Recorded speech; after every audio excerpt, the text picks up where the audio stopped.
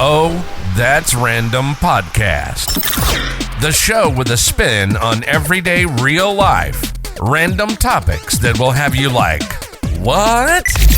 With that guy, your guy, the one and only Nerdy G.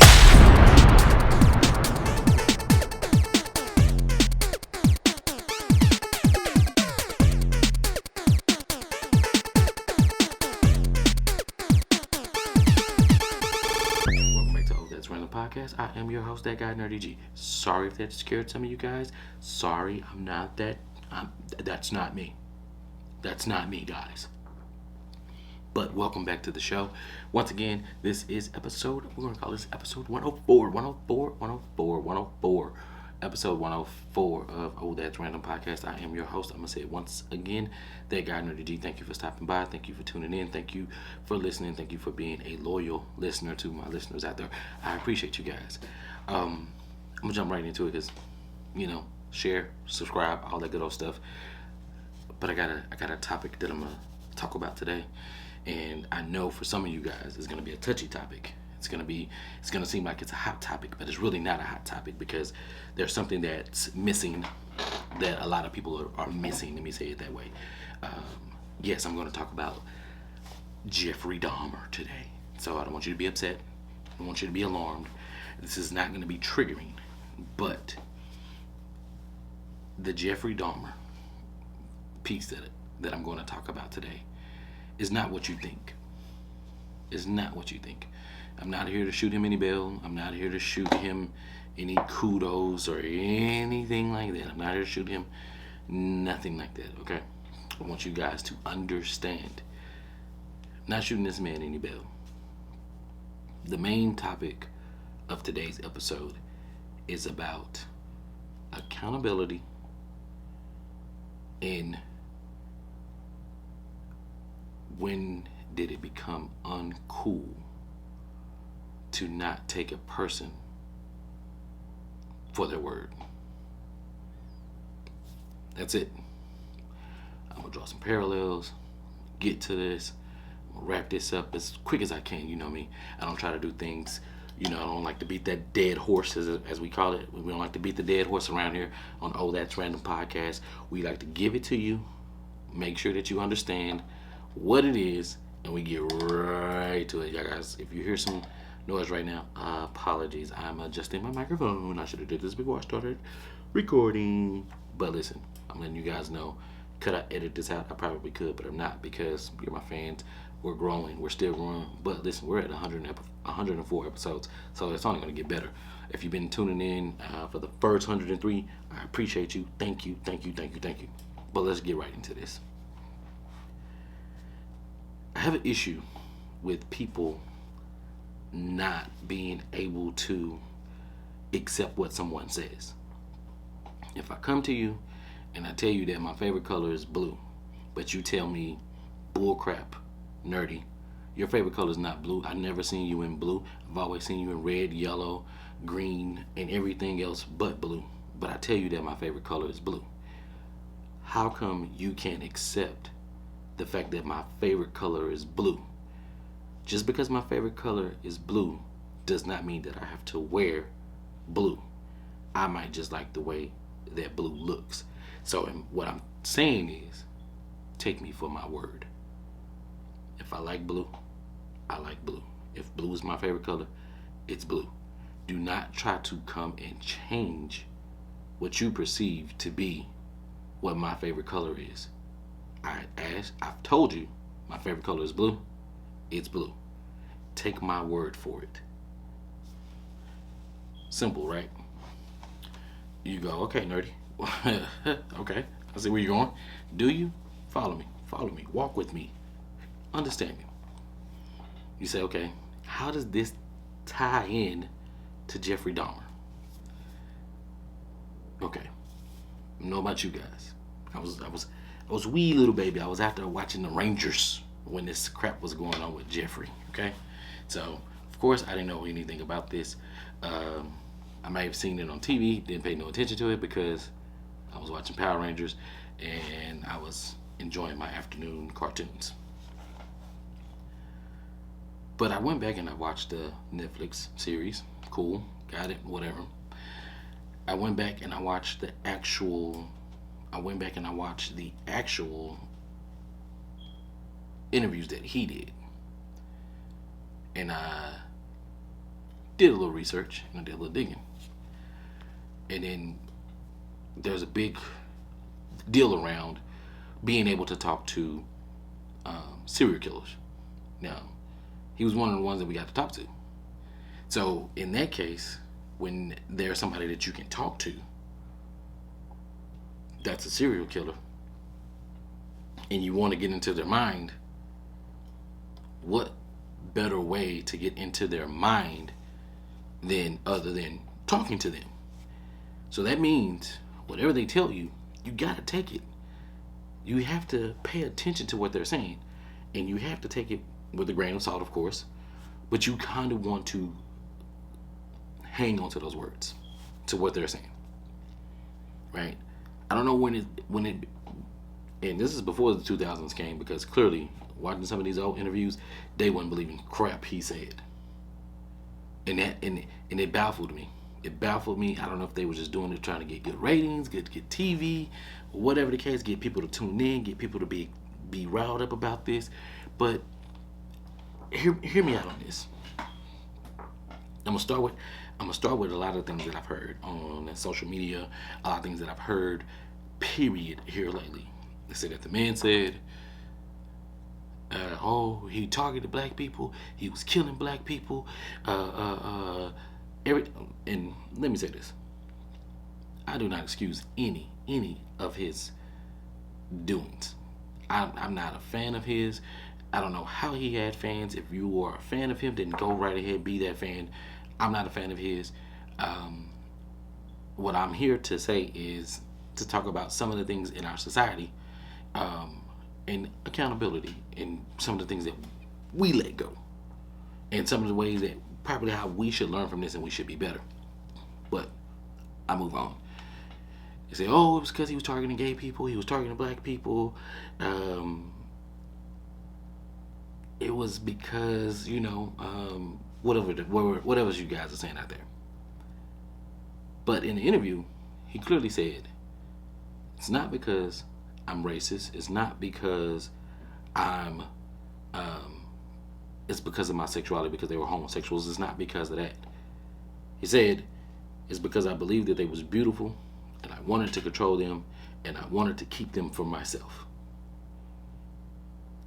They were beautiful, I wanted to control them, and I wanted to keep them for myself. I'm gonna make a parallel, and a lot of y'all are not gonna like this, but I don't care. This is God's honest truth. Take boys, for example, males. When we're kids, and even some of us as grown as men, we have this thing about our toys. If we like our toys, if they're shiny, if they're colorful, if they're got the kung fu action grip, if they can stretch arms strong and come back and be small or whatever the case may be, we're possessive. Men are possessive of their things, their toys, or whatever the case may be. We're possessive. If I have a nice shiny toy that I just got, I don't want nobody else to touch it. If I just bought me a PlayStation 5, I don't want nobody else to touch it. It's my PlayStation 5. I don't want nobody else to touch it. I want it all for myself. This is something that I want. This is something that I got. This is something that I get to be in control of, and I get to be the person to say, if it's going to get damaged, I'm going to be the person to damage it. If it's going to be shiny forever, I'm going to be the person to make sure that it stays shiny forever. Boys are possessive when it comes to their toys and their things. He kept saying compulsions. I have these compulsions that they took over me, and I had these things, right? Okay, like OCD, right? For whatever reason, a cabinet door can't be open. For whatever reason, all the cabinets got to be closed. If the cabinets aren't closed, I might start getting a little antsy. I might start freaking out. If there's a lot of clutter in the room or whatever the case may be, right? OCD is a real thing. So if this man has OCD, a compulsive disorder, it's fine. It happened. It's normal. A lot of people have OCD. This person's OCD just so happened to lead him to a life that is not acceptable by society or anyone, because your OCD should never ever lead you to killing someone. You might feel like you want to kill someone, but you should never ever kill someone due to your OCD. Just saying. But I made that comparison with the boys and the toys, right? Because of our compulsions, right? It's ours, it's mine, and that's what I want. Why is it so hard to believe that Jeff did not target black folk? Why is it so hard to say he targeted, or why is it so hard for us to believe that he targeted homosexuals? Here's the thing. If you are a homosexual and you go to a gay club and you go to look for something that you like, not only to have a good time, but you find somebody that you possibly can build with and have some good times with, is that considered to be targeting? Because if you go to a place with things you know that you like, is that targeting? Now, they say he targeted black folks. Jeffrey said, I will pick up these men in bathhouses and gay bars. Now, I don't know about you guys. I don't know. I didn't grow up in the 80s. I didn't grow up in the 80s. 78 to, started in 78 all the way up to like 91. I didn't grow up in the 80s. But I am kind of familiar that, listen, the black neighborhoods back in the day, church-going folk, if they found out that it was a gay bar, found out if it was a sex house, found out if it was something that wasn't Christian like that was in their neighborhood, they protesting.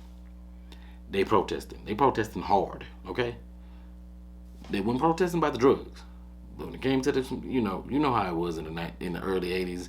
In the 80s when everybody started, we thought they was free in the 70s. Carried on into the 80s, everything was a little different. Men dressing up like women, putting on makeup and all that stuff. It was a little different.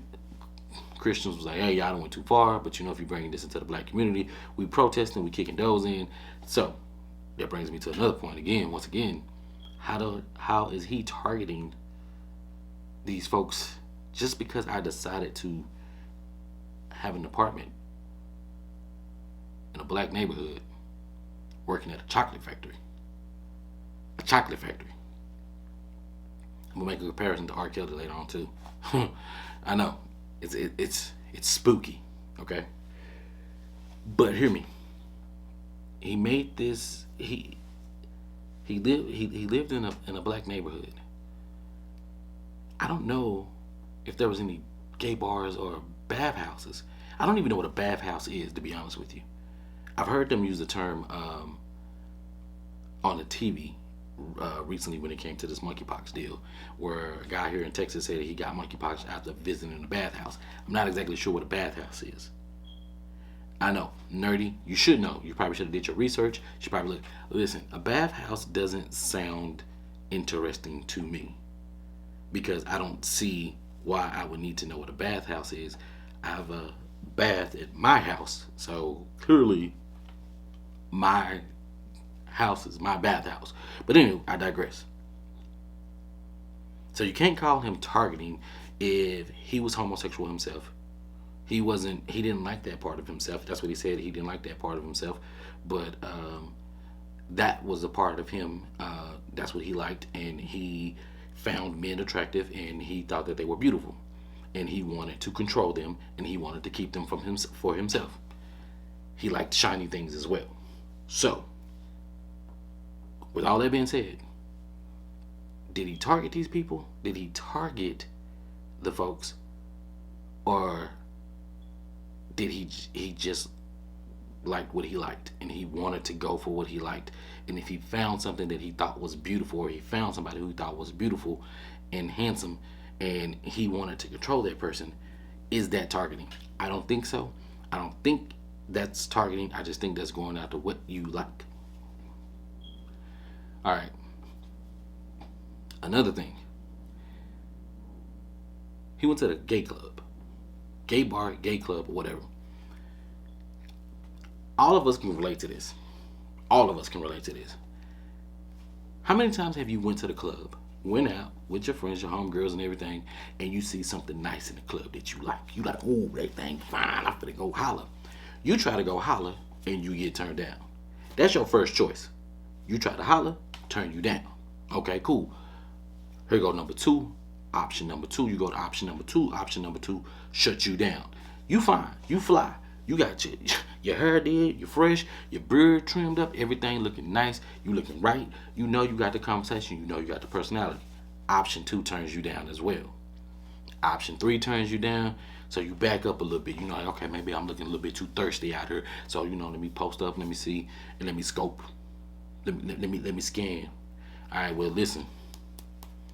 2 o'clock, lights get ready to come on. Don't nobody want to pick nobody when the lights come on. I know I don't want to pick nobody when the lights come on. But you go and you grab whatever you can get.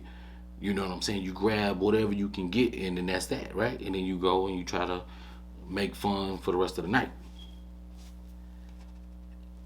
They say that this man was a looker. Just because you're a looker don't mean that you're going to get option number one, option number two, option number three. Then it came to a point where they said, hey, he started paying these men. Now, black folks, I'm talking to y'all. Black folks, y'all are the most gullible people in the world. And I say this as a black man. We are the most gullible people in the world. We are forgiving. We are caring. We always do our best to do the right thing. We always not always, but we do our best to turn the other cheeks. Even if somebody did us wrong, we still invite them over for Sunday dinner. We'll still wave and see when we see them, but we know how to mess with that person going forward. But we are kind of gullible. We'll give you a shot. We'll give you a chance. What's the saying? Fool me once, shame on me. Fool me twice, well, you won't get fooled again. But apparently, he ain't had no game. He didn't have any game because he started having to pay these guys. Hey, I'm a photographer. He had to come up with some type of like, your game at the clubs and the bars and the bath houses and all that. It wasn't hot. It wasn't hot, dude. When you have to pay people to come to your apartment, your game was whack. So you couldn't pick up a person at a gay bar. You couldn't pick up a person at a bathhouse. So now you have to resort to, hey, I'm a photographer. You know, if you want to come to my apartment and take some pictures, you know what I'm saying? I'll take a couple of pictures with your shirt off or whatever the case may be. I got a nice 20 for you. I mean, $20 was a lot back in the 80s, I guess. So who the hell wouldn't want to go take some pictures for $20 with their shirt off? Real quick, couple snaps, ain't nobody gonna see it. Cool. Gullible. Why not? He ain't got no game. He ain't got no game. That's why he stopped going. He went to these places, but come on now. Now that was his, like, you know, if that was his pickup line, I'm a photographer, and then that's what he had to resort to. But the fact that he had to introduce money, meaning you're not interesting enough for somebody just to come back to the house with you by yourself without you having to pay them. Now, option 1, option 2, option 3 could have been white, Mexican, or whatever, right? But unfortunately, the person that you ended up with just so happened to be a black person. Now, out of your 17 victims, 10 of them were black, which raises a red flag. Got it, understood. Cool. He said, there's no reason to blame my mom, my childhood, my father. There's no reason to blame society. There's no reason to blame the pornography, the homosexuality. There's none of that. It was never racially. I'm the person to blame. That's why I felt the need, once the police came in, I felt the need to let them know who all the victims were and help them identify them. That lets you know right there. Something wrong with him. We get it. Something wrong with him. He wanted to die. That was the easy way out. Now you get $999. And then, of course, I think they didn't have death penalty in that state. But also, too, it's like, whatever. But the man told you, nobody's to blame but him. He took accountability for everything. But me, personally, I understand why some of the folk during that time was upset, because the phone call, the police letting that child go back into that home, and then once they found out that dude was later on murdered, those 2 officers were fired, X, Y, and Z. The society had set it up to where, hey, I can take a white man's word versus I can take a black man's word. Or anybody else's word. Like, no, the white man is always going to be telling us the truth. It's just what it is. But also, too, I think at that point in time, homophobia, that was probably at an all-time, probably at its, probably getting to that peak to where it's about to get ready to get high, where everybody's like, hey, you're gay. Like, oh my God, if I touch you, I get AIDS, or whatever the case. I don't know. You know how that goes. It sounded real when I look back at it, and people, hearing some folks thinking that you can get AIDS by touching the person on the shoulder, or if the person looks at you too long. I just think that was a time that America wished that they could forget, because they didn't handle that well. They didn't handle the AIDS. They didn't handle the AIDS situation properly. It was a lot of miscommunication. It was, it's a gay man's disease and blah blah blah blah. Like, yeah, they owe some apologies. And I blame society. He took his accountability. He stood up and said, it's me to blame. In reality, yes, it is him to blame, but also too, society during that time was to blame as well. Society was to blame, but he took it off of society. No, you're giving them a scapegoat. You're giving them a free pass and saying, put it all on me. Put it all on me. Don't put it on nobody else. Put it all on me. Society had nothing to do with this. Society had everything to do with this, because society said, I'm not looking at this chocolate factory worker who lives in a black neighborhood. He probably can do better, but this is what he's affording him. He's not messing with anybody that we know of, and he's gay, and we don't really touch gay people. We don't really want to know what's going on with gay people. Oh my God, we gotta leave them alone. No, stop. Don't breathe on me. A lot of homophobia going on during that time. Gotta take this man for his word. Not just him. If somebody tells you something, you have to believe them until they prove you wrong or they make you think otherwise. If somebody tells you, hey, I'm gonna slap you in your damn face, you keep talking that noise, and you don't believe them, and you keep talking that smack, and they come up and they slap you in your face, you should have took that person for their word.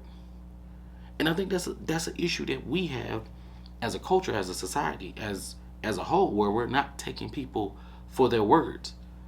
They think words are just words. No. If I tell you, hey, I'm gonna slap the shit out of you because if you keep talking that noise, I'm going to smack you. And you keep talking noise, and I come up and I slap the taste out of your mouth. That's what happened. You gotta understand that words are real. They have meaning behind them. People are serious about these things. But what we can't do is, we can't strip it away when this is one of the few times that we got to talk to a serial killer and kind of see the inner workings of his brain while he was still alive, because he was twisted, he was sadistic. He kept talking about these compulsions, right? He said he didn't want to be evil. He said he didn't like his sexual desires. He wasn't fully in tune. He didn't fully embrace his homosexuality, but because his desires and because he liked the way that men looked, the way that he held his men up like a shiny toy in his eyes, and then the fact that he wanted to control them and he wanted them to be a part of him. He says that it manifested into something else, to where he wanted to, hey, damn it, I wanted to control you. I wanted you to make you a puppet. I wanted to make you a zombie. But now you can't do that. So now I have to, I have to do this. But now I want you to be a part of me, which turned into the cannibalism, right? That's him not getting that help. That's him not being able to control those compulsions. Everybody has something that where they're very compulsive over something. Some people do it where they just go out and they buy something real quick, boom, I just make that, or an impulsive decision, or whatever the case. It's like, oh, it's an impulse buy. Oh, I gotta go do this. Oh my God. Like I say, for me, it's clutter. It's being in tight spaces. For me, it doesn't make me want to kill anybody. It just makes me feel like I can't think. It makes me feel like I can't breathe. It makes me feel like I'm tied in. This guy, his compulsions went a little bit further. And we have to believe him in that. You have to believe what people tell you, because if you don't believe what people tell you and they show you what they're doing, then the fool is you. This person told you what they were going to do. This person told you how things were going to turn out if you did X, Y, Z. This person told you, hey, I feel this way. I don't feel good. I'm gonna go do X, Y, and Z. You probably think that the person's joking. You probably think that this person has some type of attitude or some type of person. No, if this person tells you that you're gonna do this, you need to go pay attention to that person. You need to take that person for their word, because that may be a cry for help. And if people are crying out for help and we're ignoring them, when bad things happen, we can't say, oh, well, they didn't really mean it when they said that. They did it. They meant it. They said it to you. And if you've ever been in that situation where somebody's told you that they were going to do something horrible and they went and did something horrible and you did nothing about it and you brushed it off, you should feel horrible, because you didn't listen. You didn't believe that person. You didn't take that person's word. Man, woman, baby, cat, dog, parrot, whatever other animal that talks, believe them. Okay? If a gorilla tell me, oh, I think that means I'm going to kill you. I'm gone. Not going to give him a chance. I don't know what that means. I don't speak gorilla. But I ain't going to be there. I promise you that. Like I say, accountability. When he took accountability, the outpour seemed like it was like, oh, he's a monster. Okay, cool. Got it. I agree with you. Oh, he's just a fucking liar. Wait a minute. He's a Satanist. He's this. Wait a minute. He knew what he was. Okay. He did know what he was doing, and he experienced at least two parts where he said he blacked out, where he didn't remember the first killing that started back up all the killings, and then he said he blacked out the 5 to 6 hours where the guy escaped from his apartment and the police came, and then they found the pictures, and then of course they cuffed him and blah blah blah blah. So there's possible other blackouts that possibly happened. If there was a part of him that didn't give two shits what everybody thought, or if there wasn't some type of moral compass in there where he was like, you know what, this is kind of fucked up. You know what, let me at least allow me to help you identify these people, so that way their families can have some type of closure and not thinking that their loved one is out there just missing and they don't get to lay them to rest. Now, of course, all the crap that you did to their bodies, it's a whole different damn story. That's some sick sadistic shit. That's twisted. That's not what we're about. That's not how that goes down, X, Y, and Z. Like I said, I'm not excusing any of his actions whatsoever. The man was horrible, and I understand not humanizing him. I understand is that you have to look at it and you have to say, this is what it is. You should boycott the TV show. This is that. We shouldn't tell these stories. It's like they told all these stories already back in the 90s. The fact that they told these stories back in the 90s and there was a group of people who got to witness that, and that's it. So are we back to not sharing information with folks, or we're back to not letting folks know our history? So it's like, okay, hey, yeah, we know our history. If you want to know your history, go look it up on your own, but don't monetize off of it. Remember, we are a country, America, we are a country that we are going to profit off of any and everything that's possible that we possibly can. So if there was something horrific that happened in the past, I guarantee you, somebody in America is going to find a way to capitalize off of it. If I'm not mistaken, Will Smith is getting ready to do another slave movie. We know about slavery. It's in some books. We got more than a handful of movies, TV shows to tell us about slavery. We don't need another slave movie, but we doing it. And all that trauma that comes from that in itself, we can't be mad when they remake or put these stories out here about other horrific things that highlight other people of non-color. We can't say, oh, take it off. No, they're going to monetize off of their traumas, and they're going to monetize off our traumas as well. So there's no reason for us to be upset with them monetizing off of anybody's trauma in the past. So,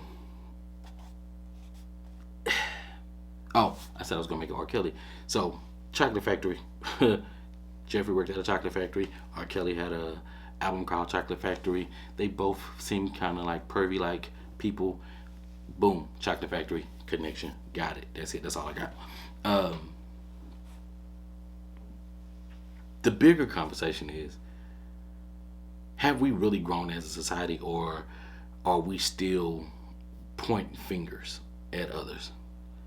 Because I can see that, where we just going to point fingers at others, and society is going to be like, no, I'm not going to take the brunt for that. I'm not going to take the word for that. I'm not going to be the person that says, yes, like, we fucked up. We put this out here. We put the narrative out here. And this is how our imagery and the way that we spin our stories, the way that we tell our stories on TV, the way that we inflict fear into our viewers' minds, that, you know, this is the way that they should feel. We do it on a level to where we kind of invoke how people should feel. We tell them what they should feel. We should tell them about the outrage. And then it's like, okay, well, what outrage? Because if you don't have anything to show me now, there were people protesting, there were people upset. But what did you know what they were upset about, or are you just saying, I'm gonna push this narrative? Do you know what they're actually upset about? Did you go talk to those people? Did you just talk to the person that you seen? Like, you know, that there's always that one person that just want to be on camera. Don't matter who they are, but if they seem loud, y'all know that. Y'all hide your kids, y'all know that they got that one person.